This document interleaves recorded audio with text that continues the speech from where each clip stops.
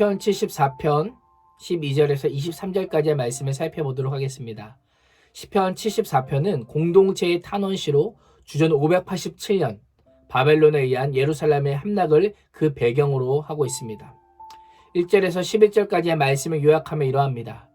이스라엘을 가장 고통스럽게 한 것은 예루살렘이 함락된 것이 아니라 주께서 기르시는 양들인 자신들을 향해 하나님께서 진노의 연기를 뿜으셨다라는 것이었습니다. 원수가 주의 이름을 계속하여 능욕하고 있음에도 불구하고 하나님께서는 표적도 보이지 아니하시고 선지자를 통한 말씀도 하지 않으셨습니다. 오히려 주의 오른손을 걷어들이고 마치 팔짱을 끼고 계신 분처럼 계속되는 하나님의 침묵이 정말 이들을 어렵게 하였던 것입니다. 우리가 신앙생활하면서 정말 힘들 때가 이런 때가 아닙니까? 내가 마주한 현실보다 침묵하고 계신 하나님이 더 힘듭니다. 그렇다 보니까 시인처럼 어찌하여 또 어찌하여 라고 하면서 탄식 중에 있는 우리의 모습을 보게 됩니다. 절망적인 상황에서 탄원하던 시인은 12절에서 하나님은 예로부터 나의 왕이시라 사람에게 구원을 베푸셨나이다 라고 하면서 그 탄식의 고백, 탄식의 분위기는 하나님을 묵상하는 것으로 바뀌기 시작합니다. 그렇습니다. 절망 중에 우리의 할 일은 소망의 궁극적인 원천이신 하나님을 바라보는 것입니다. 하나님의 계획을 다 알 수 없는 상황에서 우리가 할 수 있는 일은 하나님을 더 깊이 묵상하는 것입니다. 13절에서 15절 말씀에서 하나님을 더 깊이 묵상하자 어떠한 일이 일어납니까?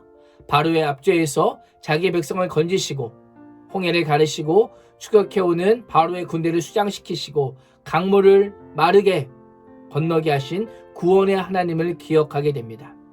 지금은 바벨론에게 짓밟힌 채로 있지만 구원의 하나님께서 일어나시면 능히 역전될 수 있음을 고백하고 있는 것입니다.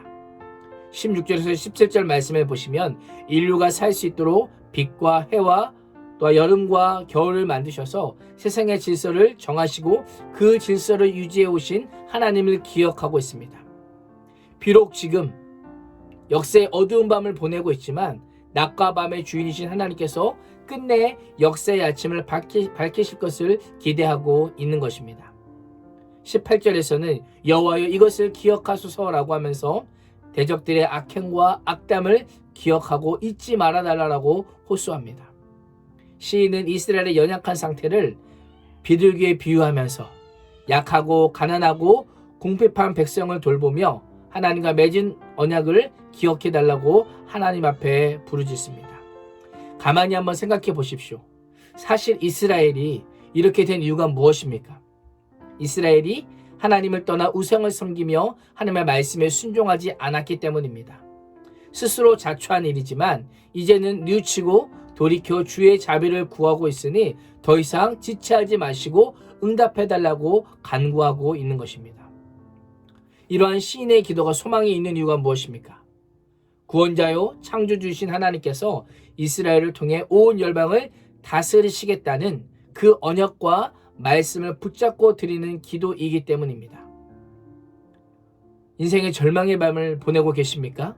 오늘도 우리의 왕이시오 우리의 구원자시오 창조주신 하나님의 약속의 말씀을 붙잡고 기도하십시오. 나는 비록 비둘기같이 연약하지만 하나님께서는 우리를 버리지 아니하시고 학대받는 자를 부끄럽게 하지 않으실 것입니다. 왕이신 하나님은 구원을 베푸시며 그 언약을 지키실 것입니다. 언약에 신실하신 하나님께 간구함으로 하나님의 구원 역사가 지금 우리의 가정과 삶의 자리에서 이루어질 수 있기를 주님의 이름으로 축원합니다. 기도하겠습니다.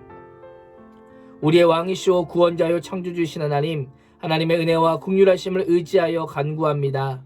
맷비둘기처럼 연약한 저희의 간구를 기억하여 주시고 우리의 눈물과 탄식과 한숨을 잊지 마시고 하나님의 자비로우심으로 우리를 건지사 세상의 악과 죄의 희생제물이 되지 않게 구원하여 주옵소서.